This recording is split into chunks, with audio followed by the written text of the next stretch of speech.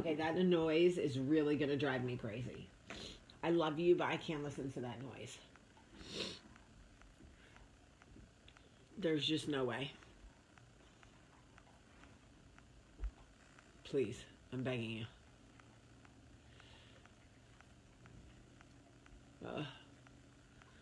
Okay, great. Good morning, everybody. Good morning, good morning.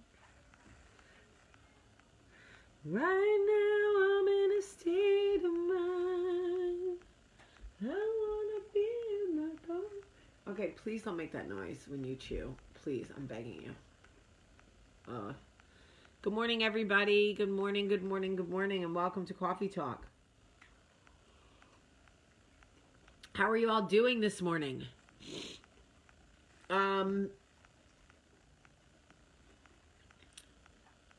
Merry Christmas a day late. Merry Christmas. Oh, Antonella, that's so thoughtful and nice, because in my 20s, I did a lot of drugs and didn't listen to anybody. So the fact that you listen to anybody blows my mind. So anyway, I hope everybody had a great Christmas. I did. I drank about 5 mimosas and was buzzed and happy as a clam. Spent the whole day with Father Bob. Could not have been happier. Very, very, very few people make me as happy as Father Bob does. The kids had a great day. All good in the hood. All good around these parts. And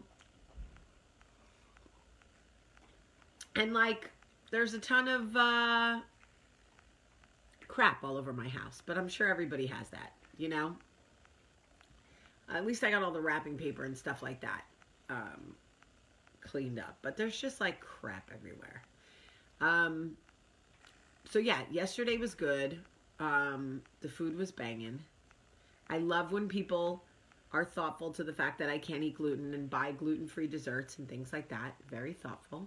I'm wearing my Freehold Township High School Patriots Nation sweatshirt.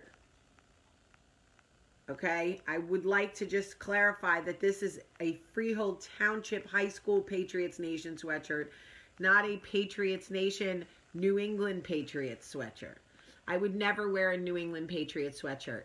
I am a New York Giants fan, okay? I want to make sure we don't get that twisted. I don't want anybody watching this Coffee Talk thinking like, oh, Jamie is for the Patriots. Yeah, Freehold Township Patriots. FTHS. Pump up the jam. Okay? All right. So, I want to tell you guys a story. I look gorgeous this morning. Oh, thanks. All right. Once again, real quick. Wait, ready, guys? Nothing like a piece of shit man. Of course it's a man. Woman, you need a life. Gary, I'm betting you get all the ladies, Gary. I'm betting you get all the ladies. All right. So much fun blocking men. All right. Y'all are going to turn me into a lesbian with that behavior. Come on, Scott. Come on, Scott. Listen, guys, I just want to make sure you know that this is a Freehold Township Patriots sweatshirt. I think there should be some acknowledgement of my loyalty for my high school football team after all these years. That's all I'm saying. I just want to make sure you don't think this is a, what's his name? You know, that quarterback for the Patriots. No, it's not. Tom Brady. All right. Not that I love Manning that much, but I love Odell Beckham Jr. that much. All right, anyway, let's get on to it, because I'm not fighting with you guys over football, okay? The Giants are clearly a better team, so. All right, so anyway, let me tell you this story. So, you know, there's a certain rule amongst women. When a man hurts your friend, you don't like him anymore. Sometimes you bump into him at the Piggly Wiggly and you smile and you say, "Hey, Drum, you want some baked beans?" Right? But, you know, when somebody hurts your girlfriend, there's like a code where you don't like him anymore. So when somebody really hurts your friend and has an affair that they can't work through, breaks up their family, the whole thing, it's very sad and disappointing. And it's natural, right? It's natural for women to be angry at other, and want to like take up for their friends. Anyway, so I am no different than anybody else. So I like how all the women are like, hurt my best friend and you're dead to me. Right. So you guys get it. You get it. Sometimes they even stay with the man and you got to like fake the funk for 15 years, which really sucks. Anyway, so this guy hurt my friend, and I've been angry about it for a while, but I'm respectful because we live in the same community and soccer and all these things. So like, he's still the father of like my daughter's friend. Like, I can't shit on the dude, but I don't have to like love him, and I can think he's kind of scumbaggy, right? Okay. So long story short, yes, no, Scott, you're right. Guys are the same way, 100%. I'm just speaking from the female perspective because, hold on, I got boobs down here, Scott. I got boobs. That's all I'm saying. Speaking from the female perspective because I got some boobs. So anyway, follow me here, right? It's Christmas Eve. We're at Mass. It's starting to get packed, right? Because Father Bob is doing the Mass, and Father Bob is basically a celebrity, and everybody wants to be in his Mass. Also, it's the 6:30 Mass, which is the one everybody wants to go to on Christmas. Let's be honest, okay? So it's Christmas Eve. We're at Mass. I'm on my knees. No shock there.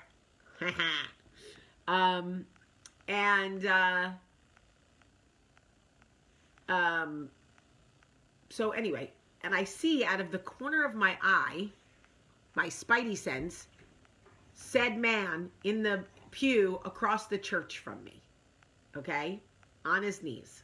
And all I can think is, me. Nothing bad. All I thought was like, meh. You see somebody that like, meh. Right. So, anyway, so I'm on my knees, I'm praying, I have a hard time with my ADD, like praying and not getting distracted. People walk by and I'm like, oh, why'd she pick those shoes? And then I got to pray about the fact that I was judging someone's shoes, and I struggle, sometimes I start praying and then I think, like sexy thoughts about sex. And then I got to go back and like, my mind doesn't work that well when I'm, I struggle with the praying, right? So anyway, it's about 20 minutes till Mass starts, and I look over again, and I now see that this said man is praying aloud, but not out loud, but he's doing like this, right? Like when you're talking the prayer, but no noise is coming out. And I can see that his face is starting to break. And I think to myself, is he crying? Because I don't want to like him right now. Is he crying? So, of course, my curiosity gets the best of me, and I keep watching, and I see he is indeed crying. Okay. Now, I was waiting for the part of me to kick in where I would go, good, cry. You brought this on yourself. You did this. You're alone on Christmas because of the actions you took. If you had not blah, blah, blah, and if you had not yada, yada, yada, you would be with your family right now and blah, blah, blah, right? So, hold on. I just got to be blocking these dudes. It's always men. Women, we got to do better raising these boys. They act like a bunch of fools on the internet. Oy, oy, oy. I can't even, like, anyway, I'll get to that another time. All right, so anyway, I'm waiting for that to kick in. I want to feel that. I'm not going to lie. I want to feel like you brought this on yourself. You did this to yourself. So I'm waiting for it because I know it's coming, right? Here it comes. Here it comes. I'm watching this man cry alone on his knees in church in front of God. Alone on Christmas Eve. It's coming. This is the moment we've all been waiting for. You heard our friend. Here it comes. Oh, God. Why does my heart hurt? I'm having feelings. What the fuck? Oh. What is this shit? Right? So, oh God, block, block, block these fucking children, right? So I'm so angry because I'm waiting for my, you did this, you deserve this, and here comes this weird feeling. Ugh. I'm like, oh, what is this? This isn't what I asked for. And I look up and there's like a giant Jesus hanging on the cross in front of me, right?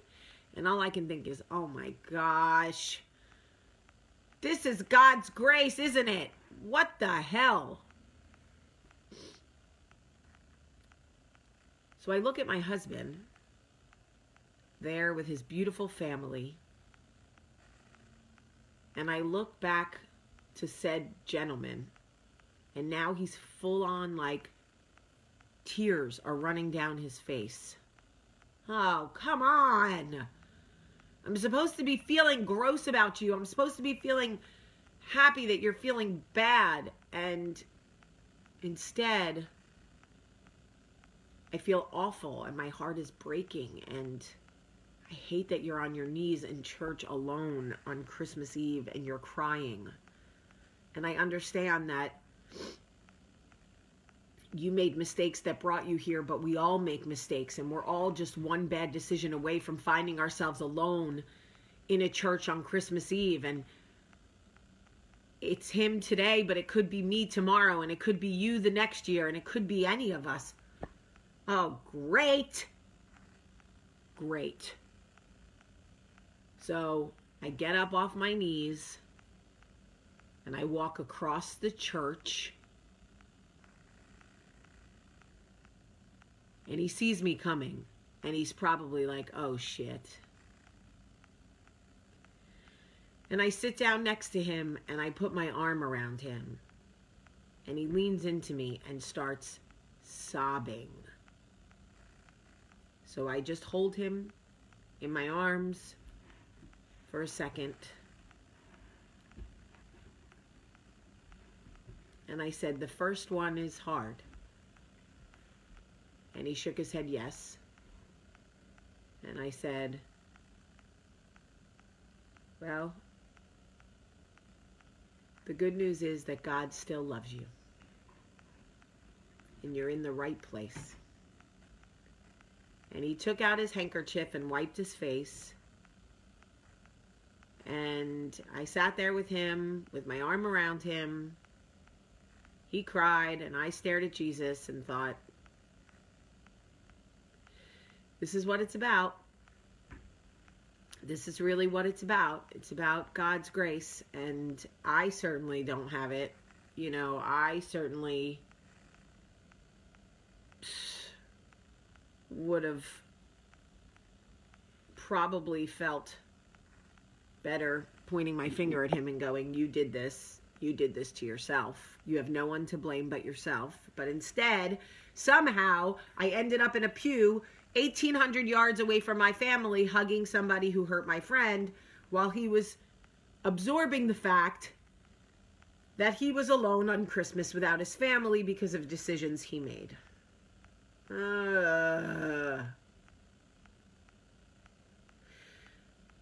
But this is the truth. The truth is that I'm no different than you. You would have done the same thing. And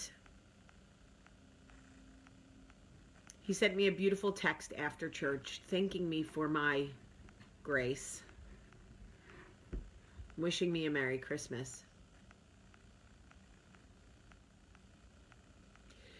And it just reminded me that, you know, you can judge the sins, but you can't judge the sinner, because we are all sinners, and we make ourselves feel better by categorizing sins like your sin is worse than my sin. Well, I did this, but at least I didn't do that, and blah, blah, blah. And that's not how it works. And every single person on their knees in that church on Christmas Eve was a sinner. And no one sin is greater than the next. So sure, did he have an affair and break his heart's wife and leave his family and all of those things? Yes, he did. But was anybody on their knees asking for God's forgiveness and God's grace on Christmas Eve any different than him? No. Am I? No. Do we lie to ourselves and tell ourselves that our sins are better than the next person's because it makes us feel better? Yes, we do. All the time we tell ourselves false lies to provide this weird false sense of security. Who am I to decide that his sin was so bad he didn't deserve comfort in a moment of heartbreak? Who am I to sit there in the pew and go, you brought it on yourself? Could be me in a week. Could be me tomorrow. Could be me today. Could be me right now. I haven't told my girlfriend yet. The truth is, she'll probably be grateful. Because even though she can't stand him right now, it's still the father of her children. And we can't have a society of broken men. My mother said this to me, and I don't quote Susan very often, and you know that. But if you remember, when Michael hurt me, my mother said, you can break him if you want. But then you'll have a broken man. And broken men are hard to heal. And y'all, broken men are hard to heal. And a society of broken men raise other broken men. And broken men come on Facebook and tell me to show them my tits while we're doing coffee talk. Okay? So, with all of that I say that he's still somebody's child. And I don't know. I don't know what the right answer is. All I know is that I was really waiting to stick it up his ass, and instead I went over there and hugged him and held him, and, you know, I think I'd probably do it again because it felt right.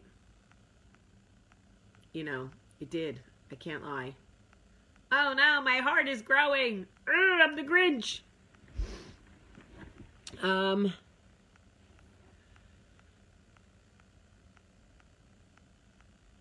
I don't know. I don't have all the right answers, but I do love you. Why is it on women to shudder the hard work of keeping men together? I'll tell you. Because we are the life givers, and we are the caretakers, and we have been burdened and blessed by our God to bring the children into this world and raise them up. And believe me, I'm sure there were times Mary wanted to look at Joseph and say, can you get in here and do some of this shit?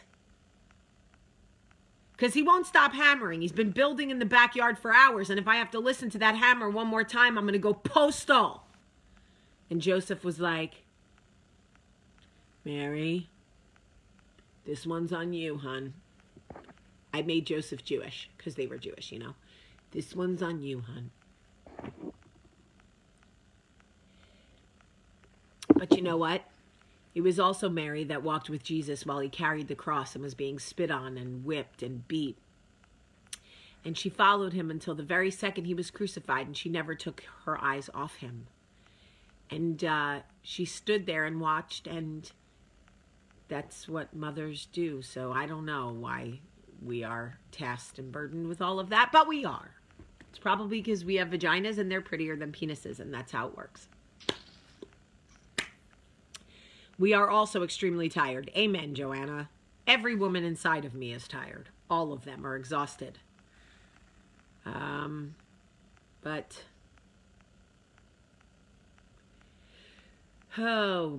we are still responsible to love one another and care for one another. And as much as I wanted to shit on him, I couldn't. It wasn't what I felt called to do, so nothing I could do about it. All right, I love you guys so much today. I love you, and I just share this story with you because I know that there are a lot of you waiting for your I told you so moment, for your you brought this on yourself moment, for your crappy, shitty person moment. And you may find yourself actually putting your arms around the sinner and going, Jesus, why do I feel this way? Lord, what is this? Is this empathy? Kill me now. Ah! And if you do, just know you're not alone. Okay? I love you so much today. I love you, and if you're brave, you'll share this coffee talk because somebody probably needs to hear it. I love you too, Paulette. I love you guys. I'm going to go comb the knots out of my hair, take the dog to the groomer because he smells like pee, and then I'm going to go for a walk. I love you so much today. Have a great, great day.